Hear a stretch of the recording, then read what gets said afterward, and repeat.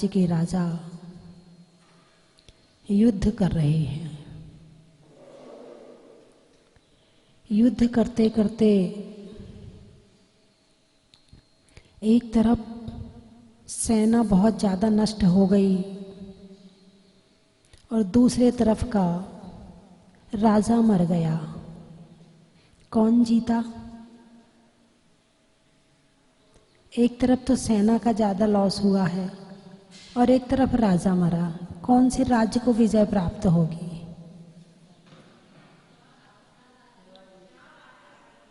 जिसका राजा मरा है, जिंदा है, उसके पास सेना कम है लेकिन राजा जिंदा है। ठीक है, सेना ज़्यादा है पर राजा मर गया। सेना किसी काम की? किसके बिना? राजा के बिना। ऐसे ही कर्म कितने भी हों, लेकिन यदि मोह नहीं है तो सारे कर्म बेकार हैं, पड़े हैं। और मोह है और कर्म थोड़े भी हैं तो कर्म बलवान है। मोह से शक्ति मिलती है कर्मों को। मोह कर्मों का राजा है। अभी तक अपनी चर्चा ज्ञानावरण दर्शनावरण पर हुई कि ज्ञानावरण और दर्शनावरण पर मोह का क्या प्रभाव पड़ता है। आज चर्चा करेंगे कि साता वेदनीय असाता वेदनीय। वेदनी कर्म है ना, ज्ञानावरण दर्शनावरण वेदनीय। तो वेदनी कर्म पर मोहिनी कर्म का क्या प्रभाव पड़ता है, चर्चा करूंगी। बिल्कुल सामान्य जो आपके दिन भर की क्रिया होती है उस पर ही चर्चा करके बताऊंगी कि मोह कैसे असर डालता है। चलिए, भूख लगती है आपको? लगती है? अच्छा, भूख क्यों लगती है?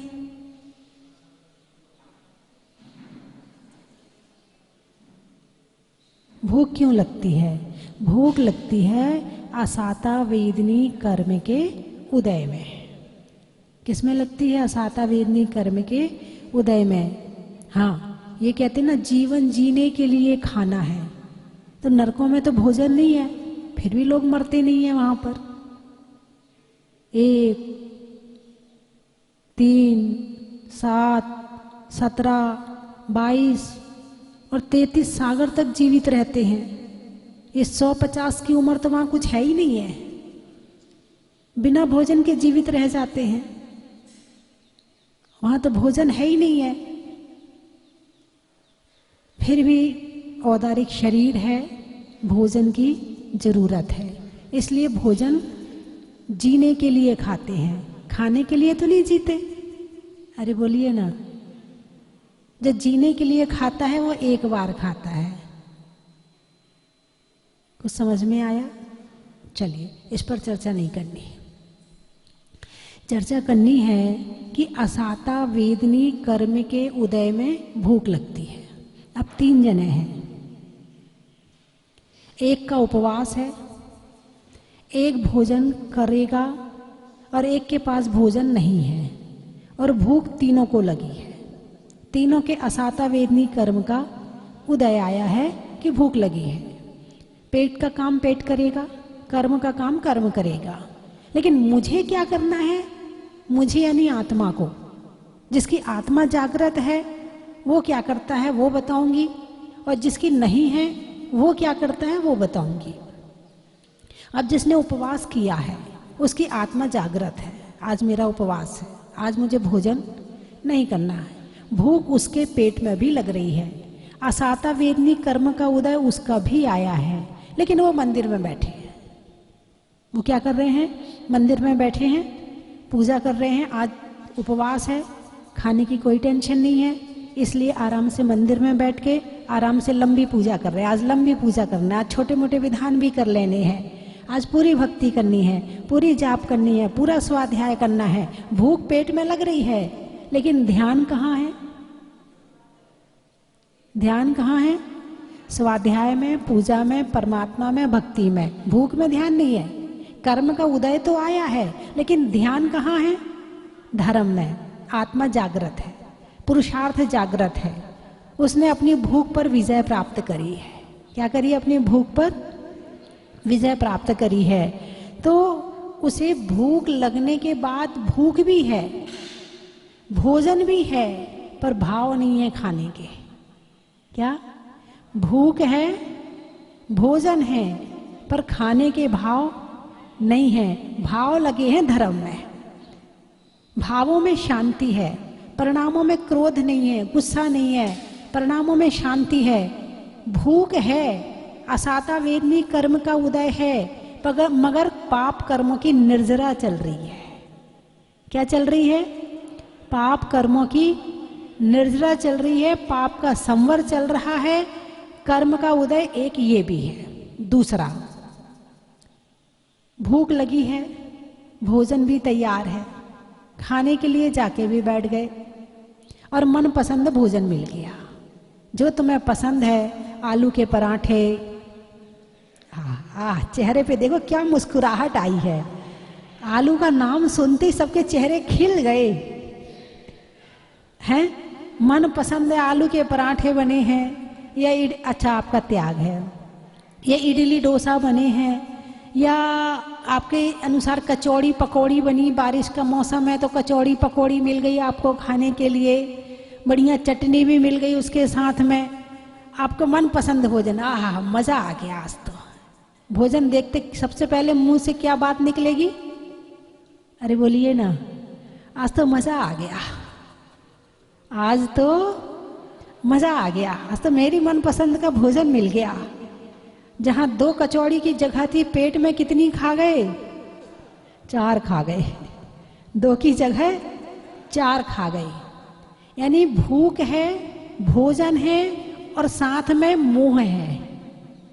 यहाँ क्या लग गया? मोह, राग लग गया। भोजन के प्रति क्या हो गया? ये राग हो गया।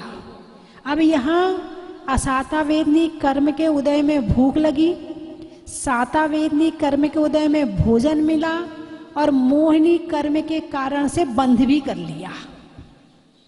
क्या कर लिया? बंद कर लिया। ठीक है, अब तुमने यहाँ भी कर्म का बंद हो गया, पाप कर्म का बंद हो गया। ठीक है, अब अगला इसी का स्टेप लेते हैं। भूख है, भोजन है, मगर भोजन तुम्हारे पसंद का नहीं है, जो तुम्हें बिल्कुल अच्छा नहीं लगता है। आज भोजन में वो ही बना है। मान लो बच्चे हैं, बच्चों को आलू पसंद है, आलू नहीं बना, लौकी पसंद नहीं है, तोरई पसंद नहीं है, गिलकी पसंद नहीं है, और आज वो गिलकी तोरई बना के मम्मी ने रख दी। अब बच्चों को क्या आएगा? अरे बोलिए ना, क्या है मम्मी आप यही बना के रख देती हो, नहीं खाना मुझे खाना। जब देखो तब तोरई तोरई तोरई तोरई बना के रख देती, लौकी लौकी बना के रख देती हो। आपको पता है ना मुझे अच्छी नहीं लगती है। मम्मी को पता है कि इसके स्वास्थ्य के लिए लौकी तोरई अच्छी है, लेकिन बेटे को पता है कि मेरे स्वाद के लिए आलू पसंद है ना। स्वाद और स्वास्थ्य का झगड़ा है। माँ स्वास्थ्य देख रही है और बेटा स्वाद देख रहा है। अब वहां मोह कर्म भारी पड़ रहा है स्वाद में। किस में भारी पड़ रहा है? स्वाद में मोह कर्म मिला हुआ है।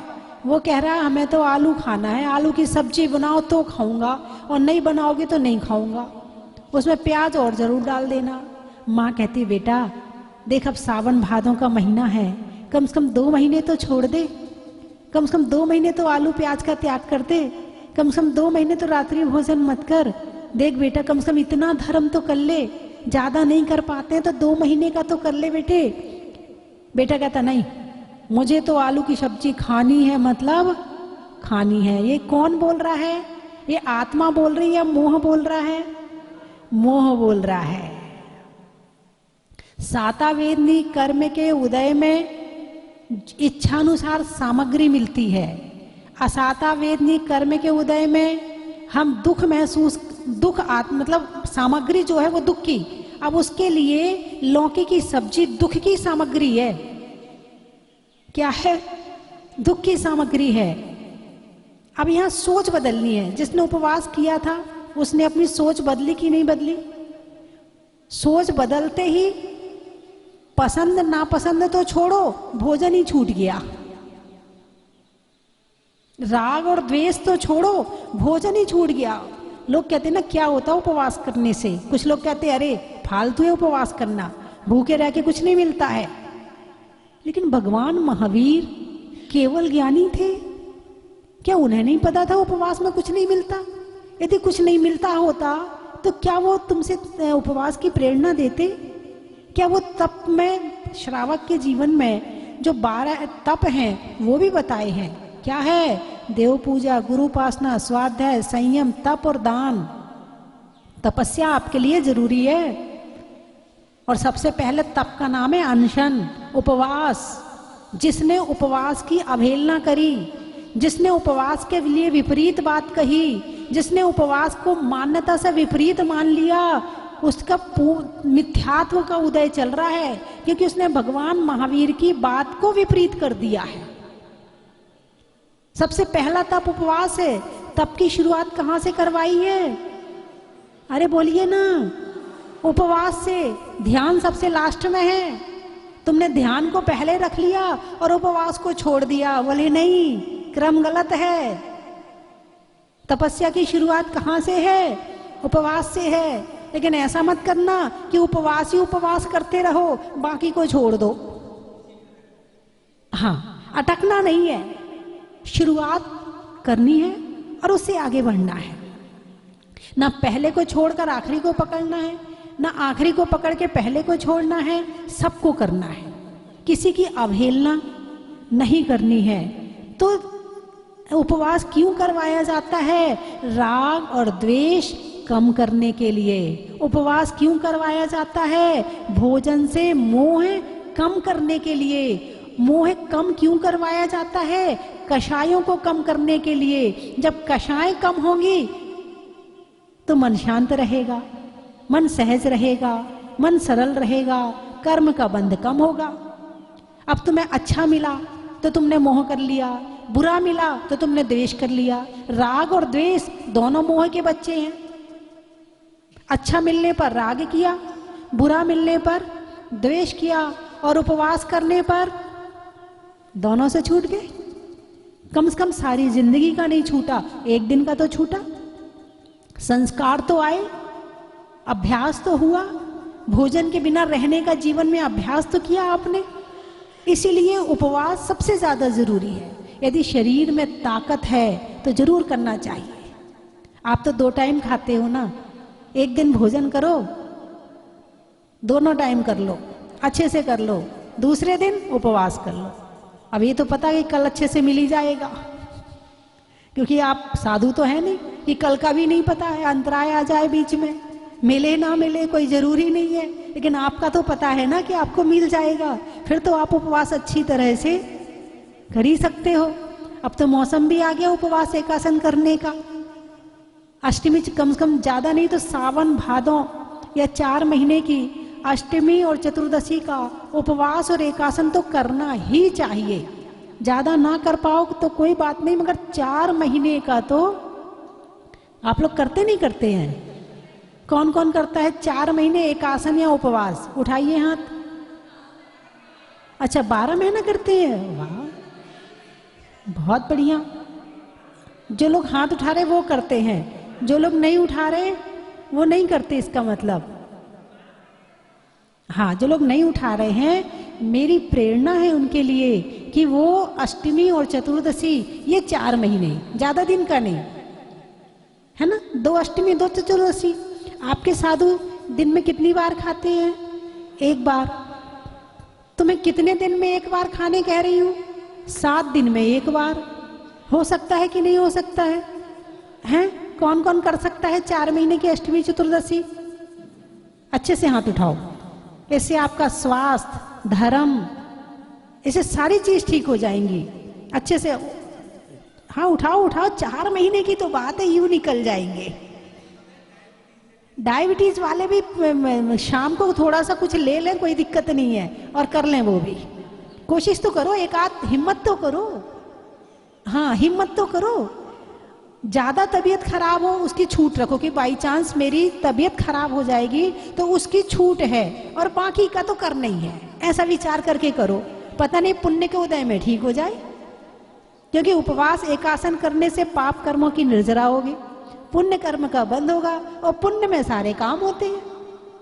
तो उठाइए हाथ अच्छे से, मैं एक बार देख लूं सबको, ये कौन कौन 4 महीने एकासन या उपवास, जो आपकी इच्छा हो, दोनों में से कुछ भी कर सकते हैं। अरे वाह, बच्चों ने भी हाथ उठा। चश्मे वाले भाई साहब हैं, वो मैं पूछ ही नहीं रही, मैं तो 4 महीने की अष्टमी चतुर्दशी पूछ रही हूं। आप गुण ना बताओ, भगवान को गुण बताएंगे तो हम कुछ नहीं होगा, भगवान को अपने अवगुण बताओ, वो कम होने चाहिए, वो पूछ रही हूं मैं। उठाई, 10 लक्षण में तो करना ही है, 10 लक्षण में तो अभी से मन बना लो, संकल्प ले लो कि 10 लक्षण में चाहे कुछ भी हो जाए, 10 लक्षण में तो करना ही है। लेकिन 10 लाक्षणी के साथ साथ अष्टमी चतुर्दशी भी करनी है। और एक बात और बता दूं, इस बार पदमपुरा में जो संस्कार साधना शिविर में हर साल लगाती हूं, इस बार पदमपुरा में लगेगा। और बहुत सारे लोग के नाम आ चुके हैं, लोगों की तैयारियां घर में चल रही हैं, महाराष्ट्र वालों की और भी जहां जहां से, बंबई वालों की जहां जहां से लोग आते हैं, तो वहां वालों की तैयारियां भी शुरू हो गई हैं। उन्होंने अपने जो मित्र साथी हैं उन सबको भी इकट्ठा करना शुरू कर दिया है। कोई 20 लोग लेके आता है, कोई 10 लोग लेके आता है, कोई 50 लोगों को लेके आता है कि हमें शिविर में चलना है। तो तैयारियां वहां शुरू हो गई हैं, तैयारियां यहाँ भी शुरू हो गई हैं। लेकिन घर की 10 लाक्षणी में और यहाँ की 10 लाक्षणी में क्या अंतर रहेगा आपको पता है? आप कहोगे नहीं, घर में भी एक टाइम खाना, यहाँ भी एक टाइम खाना, क्या अंतर है? लेकिन वहां क्या रहता है, जल्दी पूजा कर लो, घर जाना है, क्या घर जाके खाना बनाना है, खुद खाना है, सबको खिलाना है, विकल्प रहेगा ना। सुबह आओगे तो थोड़ी लेट आओगे, तैयारी करके आओगे, ठीक है। अब घर गए तो बस बनाने खाने में 2-3 घंटे निकल ही गए। उसके बाद थोड़े थक गए तो थोड़ा रेस्ट भी कर लिया, थोड़ा मोबाइल भी देख लिया। लेकिन यहाँ रहोगे तो सुबह भी खाने की टेंशन नहीं, शाम के भी खाने की टेंशन नहीं। यहाँ सुबह से शाम तक निर्विकल्प होकर के धर्म करोगे। सुबह आओगे, 5 बजे आओगे, ध्यान होगा, प्रतिक्रमण होगा, सामायिक होगी, फिर पूजा होगी, प्रवचन होंगे, उसके बाद फिर जाओ, थोड़ा देर पेट में अपना डाल के आ जाओ। तो उसके बाद फिर थोड़ी देर के बाद फिर बुला लिया आपको, दोपहर में फिर धर्म ही धर्म, प्रवचन, और उसमें कोई भी विशेष विषय इस बार लिया जाएगा और उस विशेष विषय को लेकर आपको उसका ज्ञान कराया जाएगा। फिर शाम को फिर जाओ, थोड़ा पानी मानी लेके आ जाओ, फिर शाम को आ जाओ, चलो प्रतिक्रमण करना है, प्रतिक्रमण किया। फिर उसके बाद में फिर शाम की सामायिक, शाम की भक्ति, शाम के प्रवचन, फिर जाओ आराम से सो जाओ। नो टेंशन, नो विकल्प, नो घर की चिंता, कुछ नहीं। सुबह से लेके शाम तक जो 10 दिन यहाँ रह जाता है ना, वो 11वें दिन ये कहता है अब जाने का मन नहीं कर रहा है। जितना निर्विकल्प होके धर्म हम यहाँ संस्कार साधना शिविर में 10 दिन में कर लेते हैं, ऐसा धर्म हम घर में नहीं कर पाते हैं। क्योंकि घर दिखता है तो विकल्प भी होता है, और जब घर दिखता ही नहीं है, जहां देह अपनी नहीं तहां न अपना कोई, घर संपत्ति सब प्रकट है, पर है परिजन लोय। तो कम से कम 365 दिन में 10 दिन तो जीवन में ऐसे हो जो निर्विकल्प होके धर्म कर सके। नहीं तो दुकान, मकान, चाबी, घर गृहस्थी, नाती पोते, बच्चे, इनमें तो जी रहे हो।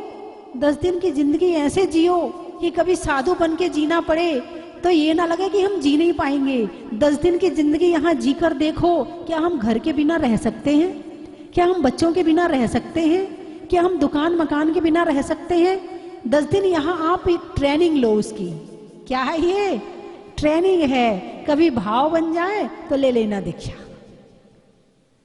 कभी पुण्य का उदय आए तो, क्योंकि दीक्षा बिना पुण्य के होने वाली नहीं है, धर्म के काम बिना पुण्य के नहीं होते हैं। इसलिए अब यहाँ पर शिविर लगने का फाइनल हो चुका है। जो भी अपना नाम लिखाना चाहता है, अभी तो हमारे पंडित जी को लिखवा देना, उसके बाद टीवी पे नंबर भी चलवा दूंगी, तो उस नंबर पे लिखा देना और अपना रजिस्ट्रेशन जल्दी करवा लेना, क्योंकि यहाँ जितने कमरे हैं उसी हिसाब से तो आपकी संख्या रखूंगी। तो आप लोग अपने नाम जल्दी लिखाओ, ताकि हम यहाँ आपकी व्यवस्था, जो हमारी चतुर्मास समिति है, वो आपकी व्यवस्था अच्छी तरह से जल्दी कर सके। जो अभी आए हैं वो जाकर के वापस भी आ सकते हैं, अभी तो बहुत टाइम है। अभी पिछले बार तो एक बार ऐसा हुआ कि एक अपने सास ससुर को छोड़ने के लिए बहू बेटा आए। क्या? सास ससुर को छोड़ने के लिए बहू बेटा आए। अब जब बहू बेटा आए तो बहू बेटा साथ में एक दिन पहले आ चुके थे। अब बहू को बहुत अच्छा लगा, वहाँ पे जहाजपुर में थी मैं पिछले साल। अब बहू को बहुत अच्छा लगा, और जो उसका पोता आया था वो तो कहे मुझे जाना ही नहीं है घर, मैं तो यहीं रहूँगा, मुझे तो बहुत अच्छा लग रहा है। अब उसकी जो बहू थी वो सोचे जब मेरा बेटा नहीं जा रहा है तो मैं कैसे चली जाऊँ। सास ससुर को वहाँ रहना ही रहना था, कमरा उन्होंने लिया ही लिया था। तो फिर वो जो उनका बेटा था, मतलब बेटे का मतलब सास ससुर का बेटा वो था, बोले ऐसा करो तुम सब यही रहो, मैं तुम्हें बाद में लेने आ जाऊंगा। फिर बहू ने, उस पोते ने, उसके छोटे भाई ने और उस सास ससुर ने, सब ने मिलके धर्म खूब किया, और एक ही बात कह के गए कि घर में रहते तो शायद इतना धर्म नहीं कर पाते। उस पोते को भी बहुत अच्छा लगा, उसको भी संस्कार मिले, उसको भी बड़ा आनंद आया। उसने कुछ सुना, कुछ पूजा के अर्घ चढ़ाए, कुछ अभिषेक भी किया, वहां पर उसने कुछ क्लास में भी बैठा। तुम बच्चे को बच्चा मत समझो, बच्चों के अंदर भी ज्ञान बहुत है। आजकल के बच्चे तो पैदा होते ही होशियार हो रहे हैं। वो तुम्हारे जैसे पहले वाले बच्चों जैसे बुद्धू बच्चे नहीं थे कि उन्हें कुछ समझ में ना आए। आजकल के बच्चों को प्रवचन भी समझ में आता है। इतने इतने से बच्चे, 6-6 साल के बच्चे हमारे प्रवचन में बैठते हैं, बड़े अच्छे से समझते हैं, और मैं बीच में कुछ पूछती हूँ तो उत्तर भी देते हैं। इसलिए बच्चे को ये ना समझो कि छोटा है, यदि आना चाहता है तो उसे भी लेकर के आओ। और अतिशयकारी भगवान की शरण है। तो शिविर में यदि आप लोग, जो भी मन बन रहा है कि अब घर गृहस्थी की जिंदगी तो बहुत जी ली है, क्या मिला? कुछ नहीं मिला। अब 10 दिन की जिंदगी जी के देखो, ना मिले तो मेरी गारंटी है अवश्य ही मिलेगा, गारंटी से मिलेगा, और ऐसा मिलेगा कि शायद जीवन में कभी भूल नहीं पाओगे। तो इन 10 दिनों में बात चल रही थी उपवास की। उन 10 दिनों में कोई 10 दिन के उपवास करता है, आप भी करते हैं, कोई एक आसन करता है, कोई ज़्यादा बीमार होता है तो आता ज़रूर है कि कम से कम धर्म तो कर लेंगे। भले बाई चांस शाम को कुछ लेकर कर लेता है, पानी मानी, मानी का मतलब समझ गए होंगे, थोड़े मखाने वखाने, काजू किशमिश, कोई बात नहीं है, किया तो सही, आया तो सही, उसने अपने भाव बनाए तो सही। ऐसा तो नहीं वो घर में ही बैठा रह गया। घर गृहस्थी की जिंदगी तो घर गृहस्थी की होती है।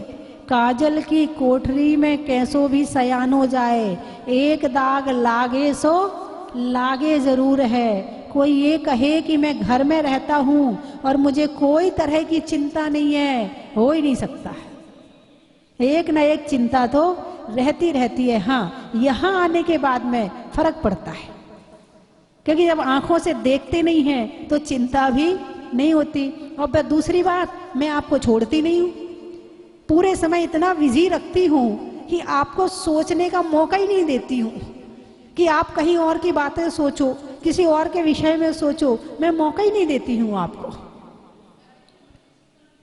उम्र की सीमा 14 वर्ष से जितने भी आगे वाले हैं सब आ सकते हैं, 14 वर्ष से। और बाकी कई बार 8 वर्ष के बच्चे यदि माँ के साथ आते हैं तो वो भी बैठ जाते हैं, उसकी कोई दिक्कत नहीं है। वो भी बैठ सकते हैं। तो बंधुओं, बात चल रही थी मोहिनी कर्म की। जब तक तुम्हारा मोह घर से ढीला नहीं पड़ेगा तब तक तुम शिविर में आने वाले नहीं हो। अरे कौन जाए, अब यही ठीक है, अब यही कर लेंगे, ऐसे भाव बनेंगे कि तुम घर से निकल ही नहीं पाओगे। और थोड़ा भी मोह कर में ढीला पड़ जाएगा तो तुम शिविर में यहाँ पर आ जाओगे। जीवन में साधना बहुत जरूरी है और यहाँ आते हो तो 60 आवश्यक का पूरा पालन होता है। देव पूजा, गुरु उपासना, स्वाध्याय, संयम, तप और दान, सारे आवश्यक पूरे हो जाते हैं। घर में रहकर पूरे हो इस बात की गारंटी नहीं है। घर में तो वो बिस्तर दिखता है, अब लेट लो, अब ये कर लो। यहाँ तो घंटियां सुनाई देती, अब घंटी बजने वाली, चलो माता जी बुला रही हैं, माता जी बुला रही हैं। यहाँ तो घंटियां सुनाई देती हैं। तो घर की जिंदगी में और यहाँ की जिंदगी में बहुत अंतर है। तो आप लोग बड़े दूर दूर से आए।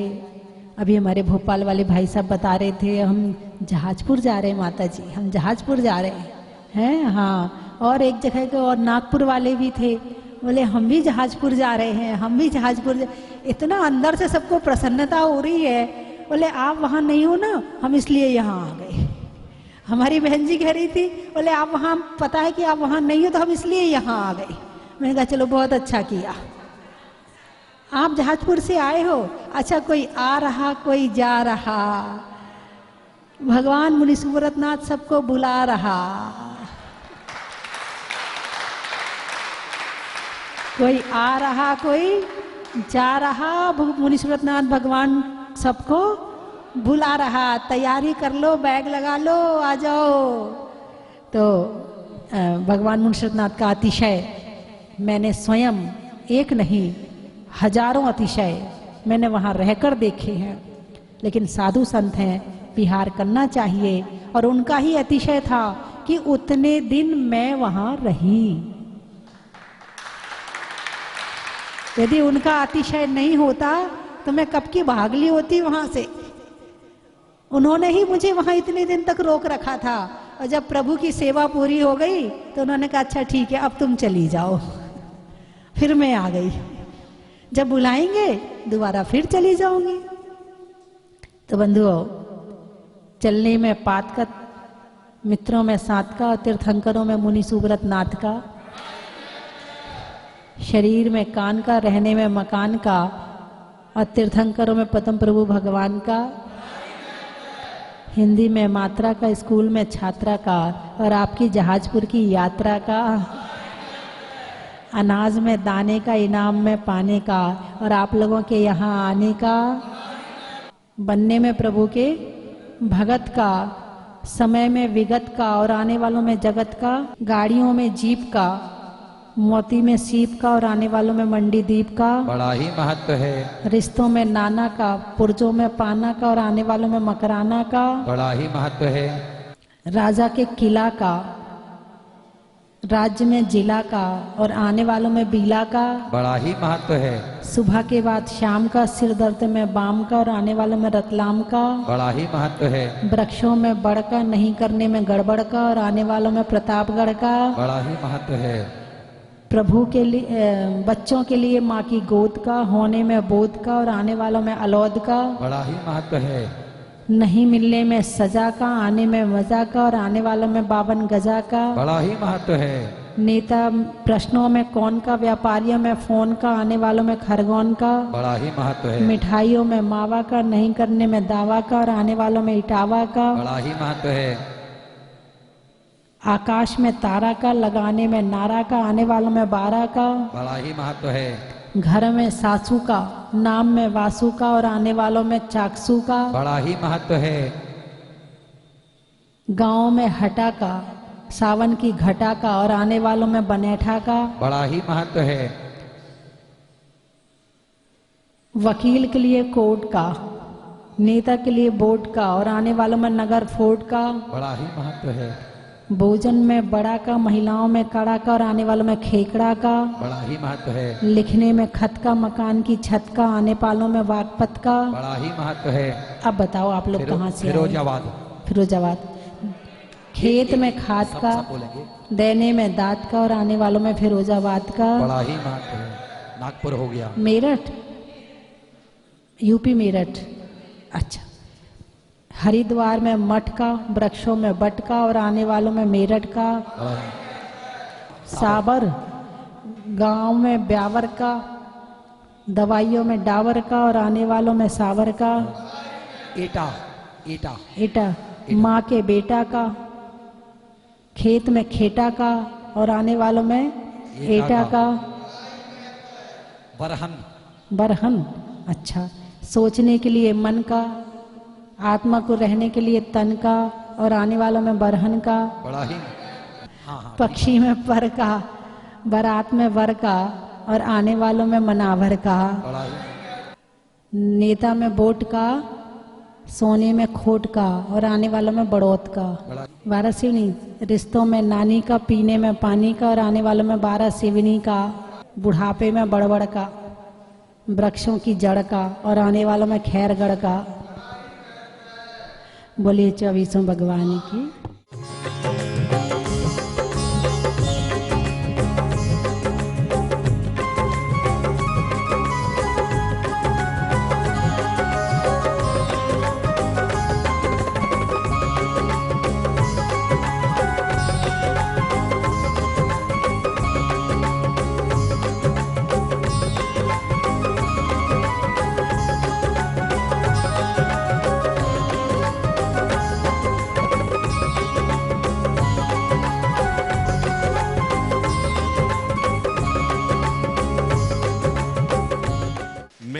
जहाजपुर यहाँ दूसरी बार आया हूँ और इसके पहले करीब मैं 4-5 साल पहले आया था, जब मतलब मंदिर का निर्माण शुरू हुआ था।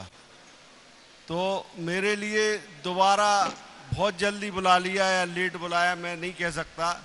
मुनि सबनाथ भगवान के दर्शन करके जो मेरे लिए शांति की अनुभूति या मतलब जो ऊर्जा मिलती है उसको मैं बखान नहीं कर सकता।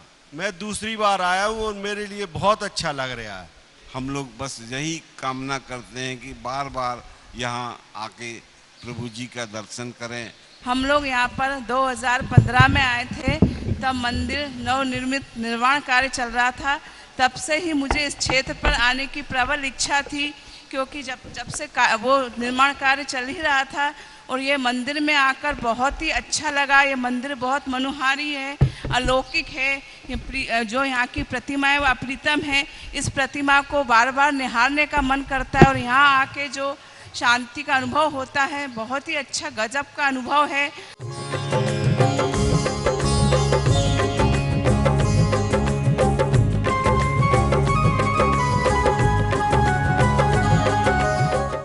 कंचन की थाल को सजाओ रे आज, रत्नों की थाल को भर लाओ रे आज। आओ आओ करे रे गुणगान आरती भगवन की। आओ आओ करे गुणगान आरती भगवन की। आओ आओ करे रे गुणगान आरती भगवन की।